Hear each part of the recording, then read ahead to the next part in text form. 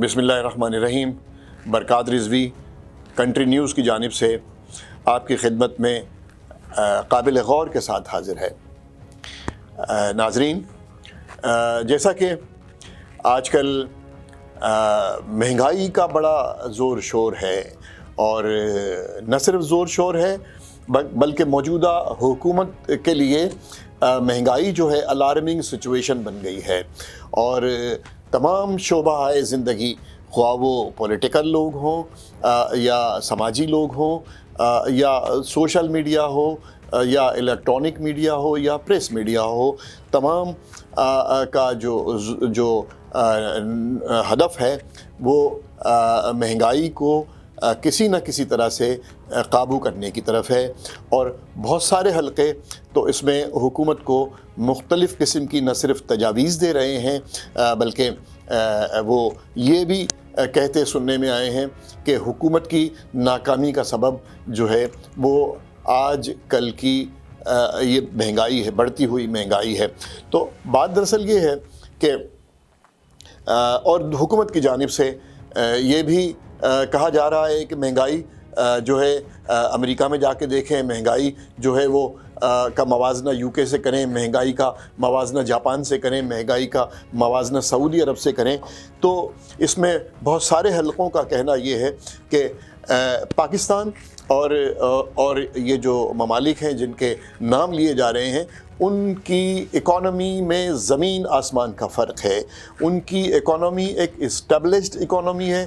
ان کے لوگ جو ہیں وہاں معیار تعلیم، وہاں تعلیم کا لیول یا تعلیم کی پرسنٹیج جو ہے وہ 100%، 99% ہے وہ. اور ان ممالک میں خواہ وہ ضروریات زندگی ہوں یا تعلیم ہو یا معاشی ضروریات ہوں، سب کا لیول جو ہے وہ پاکستان سے موازنہ کیا جائے تو بہت آگے ہے. پاکستان کو دیکھ لیں کہ پاکستان میں جو ہے وہ اگر تعلیم کے لیول کو دیکھا جائے تو دنیا میں پاکستان جو ہے ہارڈلی 57% کے اوپر ہے، جبکہ پاکستان کے گرد و نواح میں جو ممالک ہیں اور بڑھ کے چھوٹے چھوٹے ممالک ہیں جن کی آبادی 7 لاکھ، 8 لاکھ، 10 لاکھ، 20 لاکھ، 18 لاکھ، یہ مثال کے طور پہ تاجکستان ہے اور قازقستان ہے، آذربائیجان ہے، ازبکستان ہے، نارتھ کوریا ہے، انڈونیشیا ہے، اٹلی ہے، آرمینیا ہے. ان سب کا جو ایجوکیشنل کی جو پرسنٹیج ہے، مطلب خواندگی کی جو پرسنٹیج ہے وہ 100 اور 99% ہے. اور یہی وجہ ہے کہ وہاں اس ترقی نے ان کی بہت ساری خامیوں کو، ان کی بہت ساری کمیز کو پورا کیا ہوا ہے. اس میں خواہ وہ جو ہے ان کی سماجی ضروریات ہوں، ان کی سوک ضروریات ہوں، ان کی تعلیمی ضروریات ہوں، ان کی ڈیولپمنٹ کی ضروریات ہوں، یا پھر ان کی جو ہے معاشی ضروریات ہوں، ان سب کو اس تعلیم کے ریشوں نے کور کیا ہوا ہے، سہارا دیا ہوا ہے اور کنٹرول میں کیا ہوا ہے. جبکہ سو مچ سو، مطلب آپ دور نہ جائیں، پاکستان سے بنگلہ دیش کو، مطلب مشرقی پاکستان کو علیحدہ ہوئے جو اب آج کل بنگلہ دیش ہے، اس کو زیادہ نہیں، کوئی تقریباً 25 سے 47 کے قریب سال گزرے ہیں.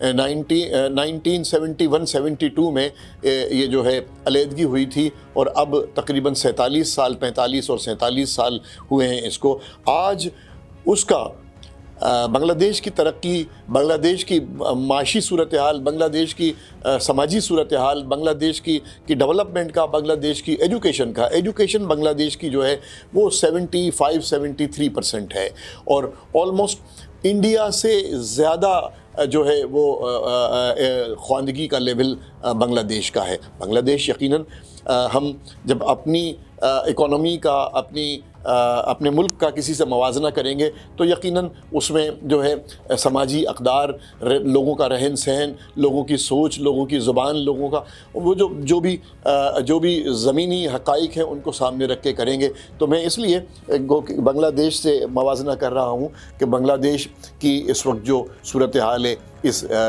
40-45 سال میں ہمیں جبکہ آزاد ہوئے 75 سال سے اوپر ہو گئے ہیں، اور ہم آج بھی جو ہے وہ غیر ترقی یافتہ ممالک میں ہمارا شمار ہوتا ہے۔ ناظرین، ایک وقفہ لیتے ہیں، اس کے بعد پھر حاضر ہوتے ہیں اسی موضوع پہ مزید گفتگو کرنے کے لیے۔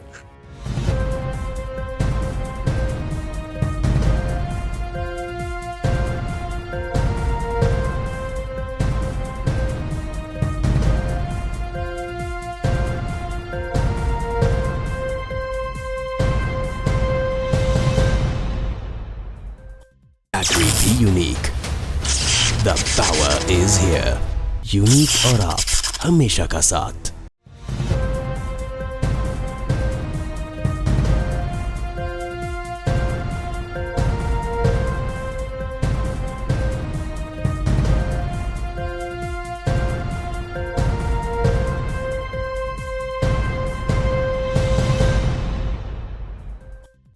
ویلکم بیک ناظرین، کنٹینیوز کے اس چینل کو یوٹیوب پہ سبسکرائب کیجیے گا اور فیس بک پہ لائک کیجیے گا، اور ساتھ ہی ساتھ اپنی فیس بک پہ آرا سے ہمیں نوازیے گا تاکہ ہم اسے مزید بہتر سے بہتر بنا سکیں۔ تو ناظرین، بات ہو رہی تھی ملک میں تعلیم اور ملک کی ترقی، ملک کے شہریوں کی ضروریات اور مہنگائی۔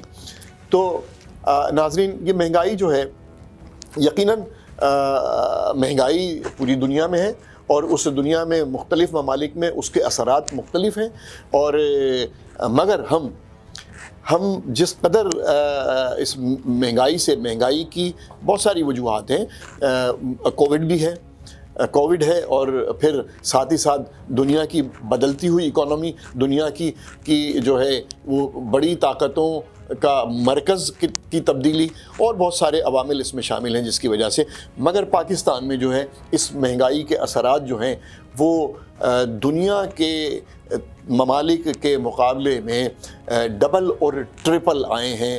آپ خود موازنہ کر سکتے ہیں کہ چیزیں کس قدر مہنگی ہوئی ہیں۔ اچھا، بہت ساری چیزیں تو ایسی ہیں کہ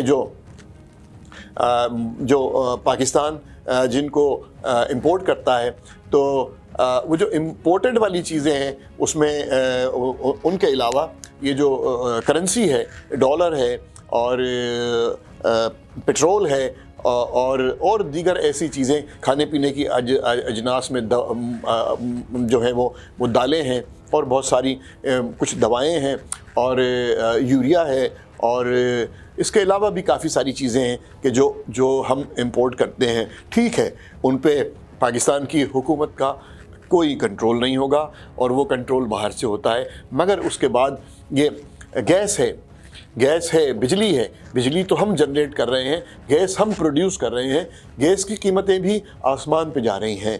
اتنی زبردست قسم کی، مطلب پورے ملک میں ایک سی این جی کا جال بچھا دیا گیا تھا، اور گاڑیاں جو ہیں، آٹو موبائل جو ہیں، وہ سی این جی پہ چلنے لگی تھیں۔ سی این جی اور پیٹرول کی قیمتوں میں کوئی آدھو کا فرق تھا، کہیں تو 60-40 بھی تھی کہ 60 کی بچت ہوتی تھی، اور پھر وہ آدھو اب سی این جی جو ہے میرے حساب سے وہ نہ صرف مہنگی پڑ رہی ہے بلکہ وہ لوگوں کا، اب بیسکلی حکومت کا کام تو ویلفیئر والا ہوتا ہے نا، کہ حکومت جو ہے وہ خواہ کسی بھی ملک کی ہو، ترقی یافتہ ممالک ہوں یا غیر ترقی یافتہ ممالک ہیں، حکومت کا کام ہے اپنے ملک کے باشندوں کی ویلفیئر پہ توجہ دینا، ان کی فلاح و بہبود پہ توجہ دینا، ان کے لیے زندگی کو آسان بنانا، مگر ایسا نہیں ہو رہا ہے۔ سی این جی اب وبال جان بن گئی ہے، نہ صرف وبال جان بن گئی ہے، گزشتہ دنوں جو ہے اس حکومت کے ایک وزیر صاحب کو جو ہے ایک الیکٹرانک میڈیا کے چینل سے ایک بڑے معروف اینکر ہیں، انہوں نے توجہ دلائی تھی کہ آگے گیس کا بحران آنے والا ہے، آپ اس کے لیے بندوبست کر لیں، آپ نے کیا بندوبست کیا ہے، آپ کیا کرنا چاہتے ہیں، آپ اس بحران سے کیسے نکلیں گے۔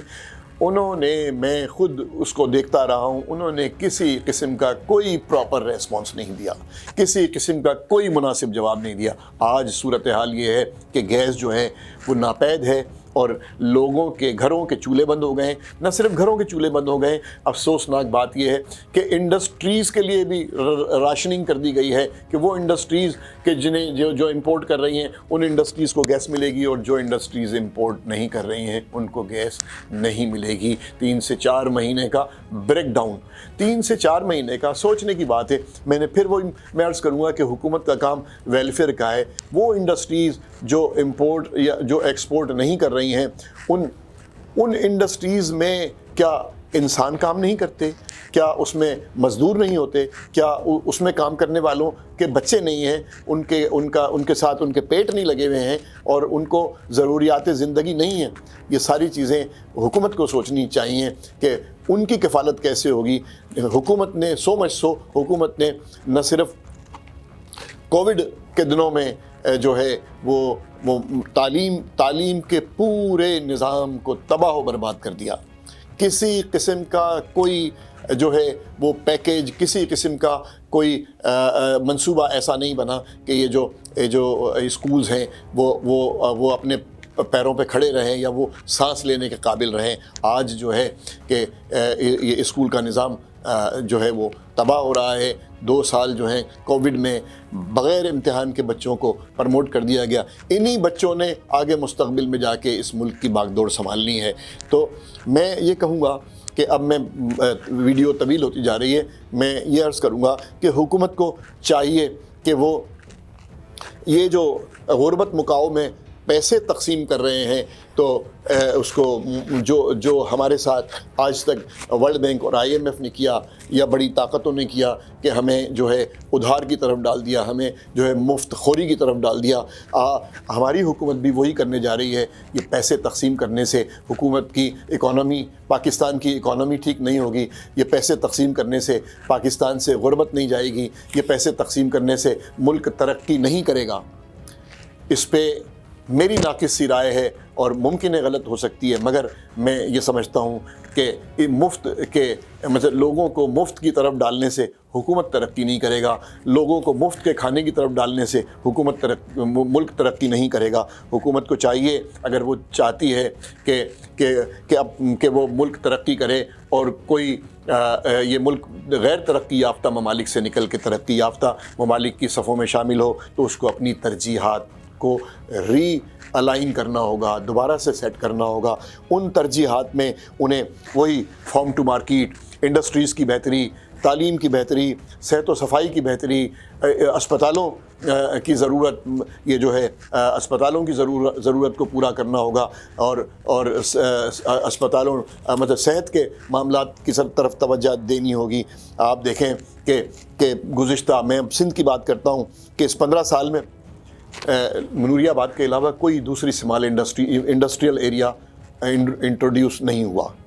پچھلے 50 سے 60 سال میں کوئی نیا انڈسٹریل ایریا جو ہے وہ انٹروڈیوس نہیں ہوا.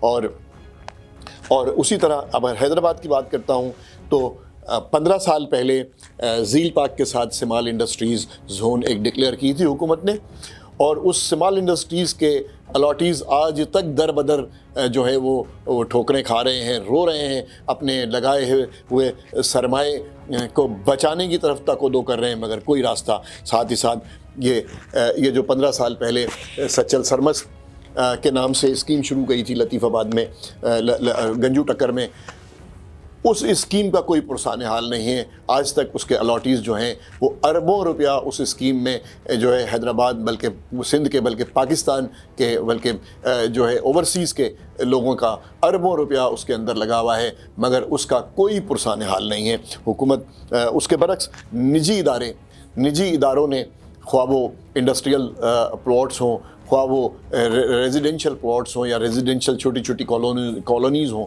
جہاں کہیں بھی حیدرآباد کے گرد و نواح میں چھوٹی چھوٹی کالونیز بنی ہیں وہ سب تقریباً آباد ہو گئی ہیں. سب کی پلاٹوں کی قیمتیں ڈبل ٹرپل بلکہ 100 گنا اوپر چلی گئی ہیں, اور وہاں انویسٹر کو بھی وہاں فائدہ ہوا ہے, وہاں الاٹیز کو بھی فائدہ ہوا ہے, وہاں شہر کے لوگوں کو بھی فائدہ ہوا ہے. مگر جہاں بھی حکومت انوالو ہوئی ہے وہاں وہاں جو ہے یہ شہری پریشان حال ہے اور اپنے فیصلوں پہ رو رہا ہے، پچھتا رہا ہے.